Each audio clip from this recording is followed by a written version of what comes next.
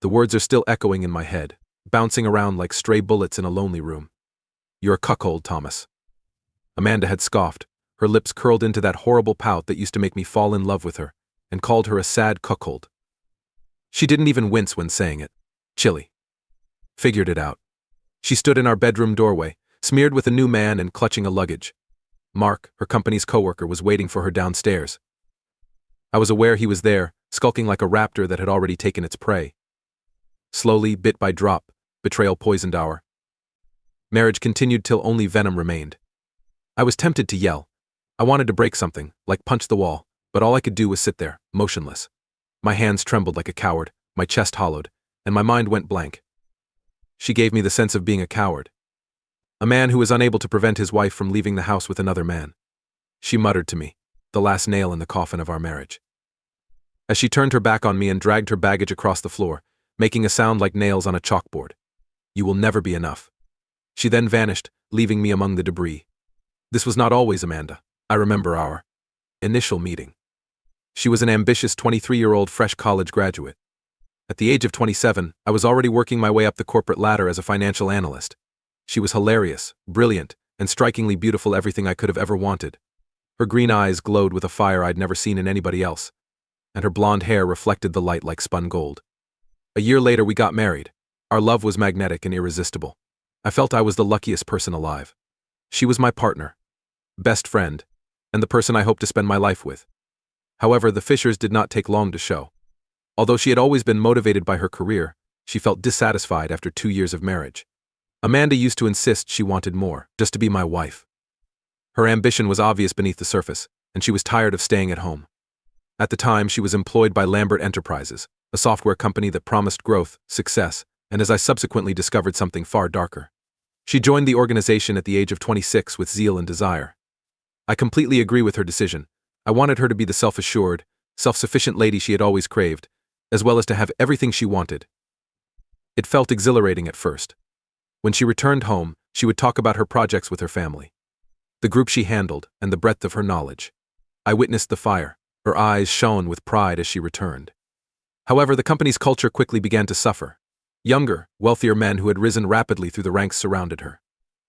Among them was a mid-30s senior executive named Mark Evans, who I subsequently discovered was the main force behind our demise. The change was not immediately noticeable to me. It seemed modest at first. Amanda began arriving late for work more frequently, excusing her absences as necessary meetings or team-building exercises. I did not challenge it. I had faith in her. Why shouldn't I? We had got married. Together, we had built a life. That would not constitute her betrayal of me. I told myself. That is, at least. Then came the cocktail parties, business events to which wives were not invited.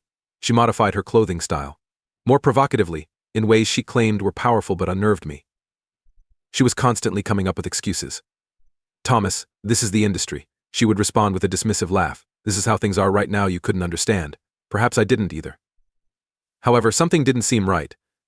This was the time when I first learnt about Mark. In ordinary conversations, he would appear. However, a flash in her gaze scared me. She would say, he's so smart, or Mark really knows how to get stuff done. I initially disregarded it as respect for a coworker. But I had a feeling there was more to it. I began noticing tiny behavioral differences in her. She'd return home with a distinct, if faint, aroma. She smiled at the texts she wouldn't let me see and spent more time on her phone.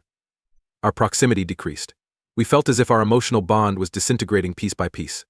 I first challenged her when she got home late from a supposed work dinner. I asked her directly if she believed there was a problem with Mark. She chuckled. Thomas, are you serious? You're the one that envies Mark. He is just a coworker. You're acting suspiciously. I tried to believe her, but skepticism had already set in. Her late evenings became more frequent over the next 3 months. She stated that she worked in the office on weekends. Our chats were transactional and frigid. She stopped allowing me have anything, and she blocked me when I tried to contact her. Every time, there was an explanation for something bigger than us. While scrolling through my social media feed one evening, I came across a photo from one of her company parties. Amanda was laughing with Mark in the background, her hand gently resting on his arm. Even though it was a little and intimate gesture, it conveyed a lot. I approached her again, with more force this time, but she shook it aside. You're being ridiculous, which is why I can't talk to you about anything anymore, she said, her voice full of disgust. I thought to myself, you don't trust me, I was going insane. Maybe I was too suspicious. Maybe I was just uneasy. But I could never get over the horrible feeling in my stomach that something was wrong. Her propensity of traveling for work prompted her to misplace it. They were brief at first, lasting only 1 or 2 nights. However, they became longer and eventually extended to week-long vacations. She'd return with presents and reasons, telling me about the important business she was completing and the essential meetings. That's when I should have noticed it. I should have been aware. But I didn't. I trusted her because I wanted to believe that the woman I had married would never betray me in such a way. I didn't find out the truth until the final trip, which would change everything. After more than 2 weeks apart, I couldn't sleep one night and decided to call her hotel room. Not a response. I gave it another go. Nothing yet. A part of me broke. I took out her laptop, which she had accidentally left at home, and logged in. As I browsed through her emails, my heart skipped a beat when I noticed a series of interactions between her and Mark. Exact, detailed, and validated every concern I had. As I read each line, I felt bile rise in my throat, making me feel nauseated. I shook my hands while going through emails that had been worse than the previous ones for months.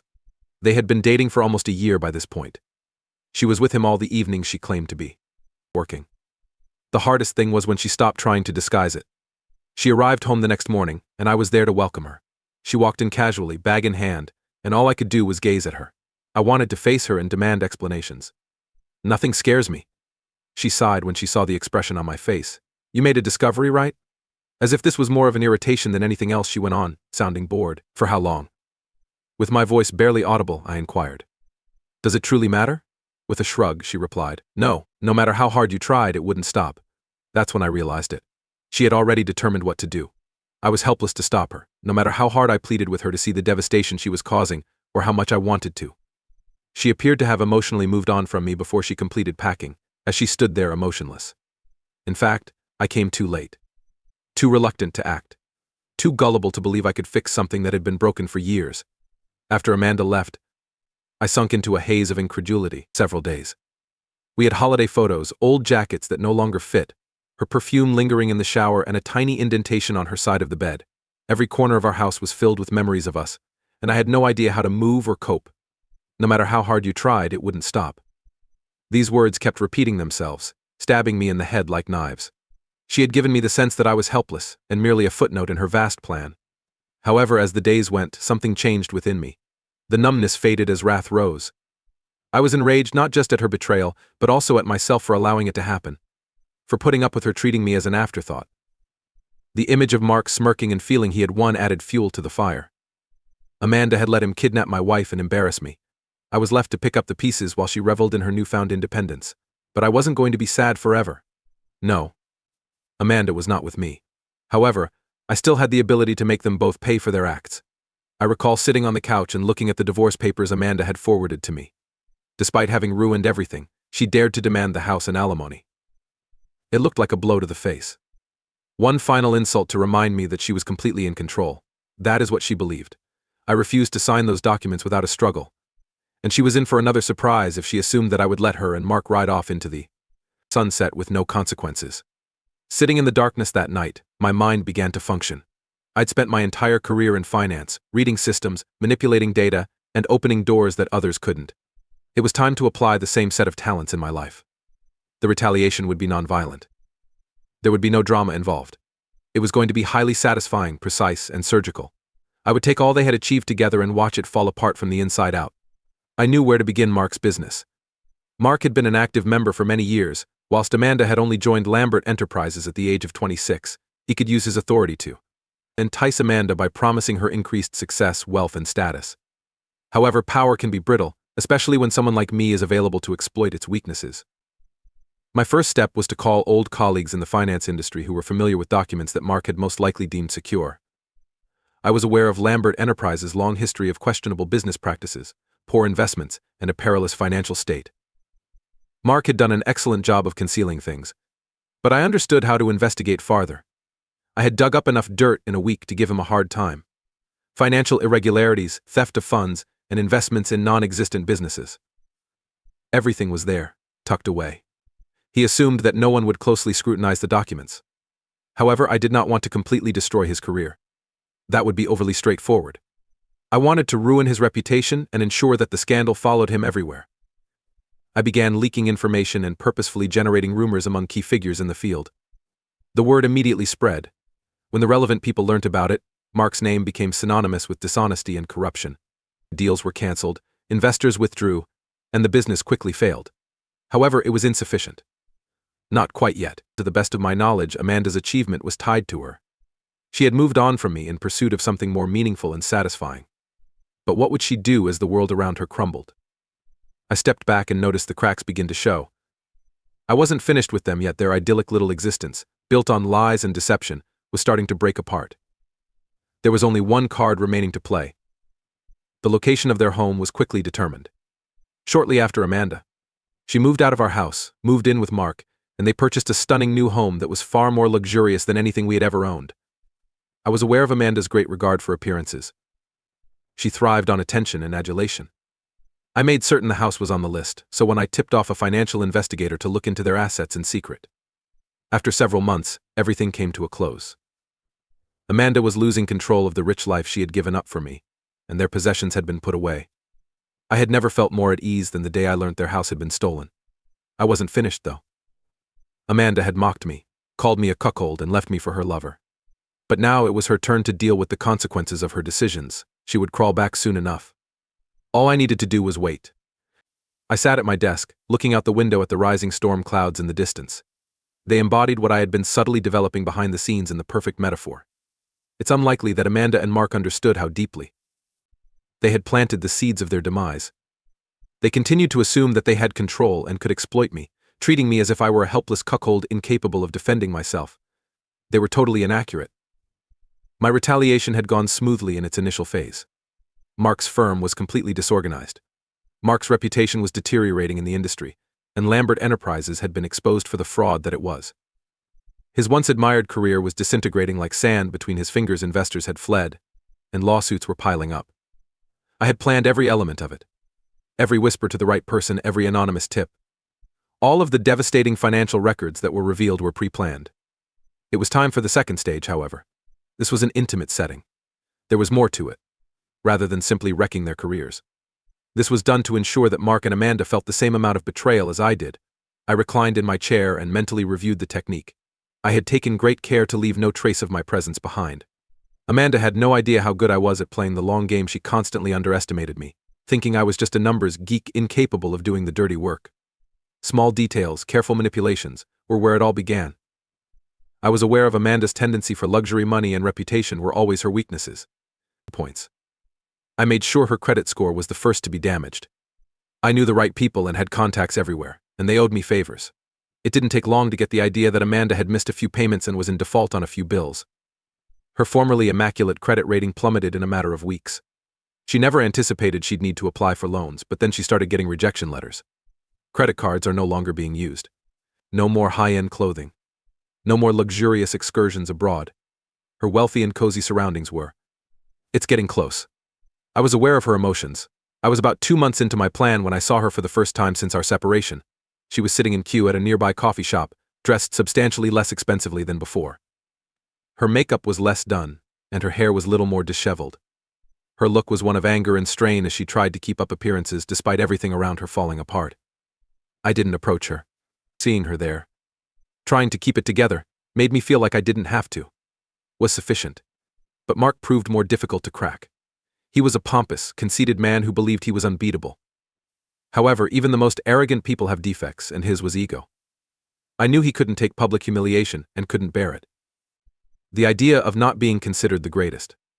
Thus I made care to gently fuel the claims that his success was completely due to serendipity. Lambert Enterprises was a house of cards that may collapse at any moment. As co-workers began to shy away from him, meetings for business were cancelled, transactions were strangely delayed, and the murmurs became louder, undermining the trust that people had previously placed in him. Not long later, Mark was forced to leave as CEO, citing the best interests of the company.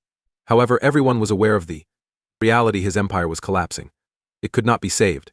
The great achievement, however, was when I discovered something about Mark that Amanda was unaware of. For years, he had been embezzling funds from the firm and hiding them in overseas bank accounts. If the authorities found out, he would most likely face jail time in addition to losing his job. At that point, the real fun began. I waited until they were at their lowest point before dropping the final bomb. Mark was captured in custody owing to embezzlement. Amanda's lavish lifestyle was officially over, and his assets were frozen. It was a wonderful irony. She had nothing left when she realized the man she had humiliated and abandoned me for was going to jail. No future, no money, no status. I sipped my drink and appreciated the moment. I wasn't done, though.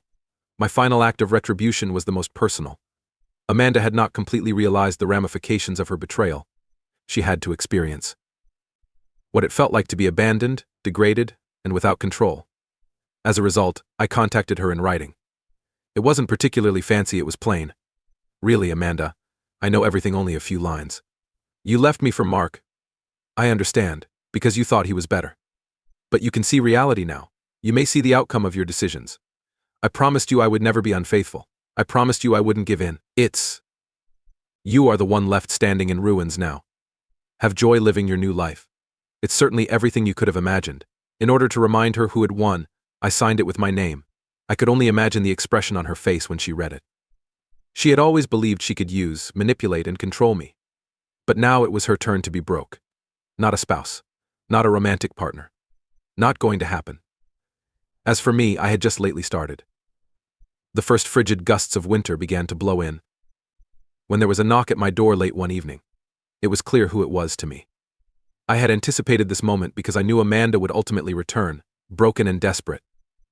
When I opened the door, Amanda, the woman who had previously been the center of my universe, stood in front of me, looking like a shell of her former self. Her eyes were sunken, and the tears remained visible on her formerly immaculate makeup. She clutched firmly to her jacket, shaking from both the cold and the new truth she had to face. Initially, she stayed silent, as if looking for the appropriate words to help save her life. I wasn't going to save her, however. Not anymore. Jason, please, she finally said, her voice shaking with desperation. I have nowhere else to go. I stood there, mute, soaking in the complete view. Amanda had been evicted from the house they had once shared, forced to sell off what little she had left to scrape by, and Mark, who had been sentenced to prison for embezzlement just a few days ago, was no longer there. She was the woman who had thrown away everything we had, called me weak, mocked me, and walked away without a second thought. Now she was standing on my doorstep, pleading for help. I didn't know what I was doing, Jason, and I just needed a place to stay for a little while.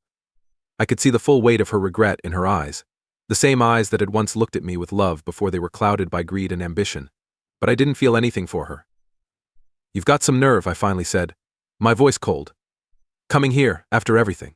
I made a mistake, she choked out, tears streaming down her cheeks. I should have never left.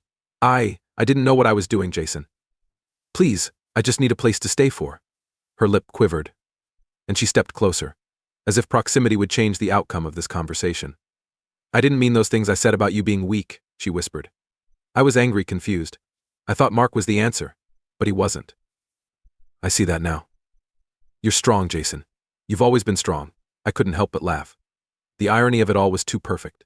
Now, after everything, she was seeing me for who I truly was, not the furthermore, I owe you nothing.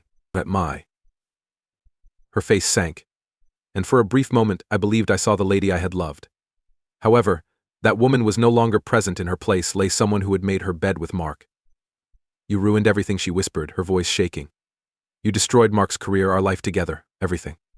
I smiled. The truth was finally out, and it felt even better than I had imagined. I didn't ruin anything, Amanda, I said. You did that all on your own. I just made sure you felt the consequences of your actions. She stared at me, disbelief mixing with a fresh wave of rage, but she knew there was nothing she could do. I had played the game better than EI. I had given her everything, and she had thrown it away. Now I was free from the chains of her betrayal, while she was trapped in the wreckage she had created. I'm done, Amanda, I said, my voice final. I've moved on. You should, too, and then I closed it on the losing side. I couldn't help but feel satisfied as I returned to my cozy home. Amanda insulted me, abandoned me for her girlfriend, and labeled me as cuckold. But in the end, they disintegrated, and I emerged stronger. The retaliation had been gradual, intentional, and quite satisfying. As I stood in the solitude of my home, I felt a sense of freedom that I had not felt in years. Release from the pain Amanda had caused me, release from the weight of her deception. Those who thought they could destroy me were defeated because I took control of my life. Amanda would never be able to go over this. The life she had lost would never return to her. And me?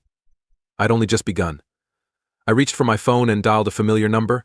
I smiled and said, "Hello, Sarah, are you still up for dinner on Tuesday?" Everything was well once more.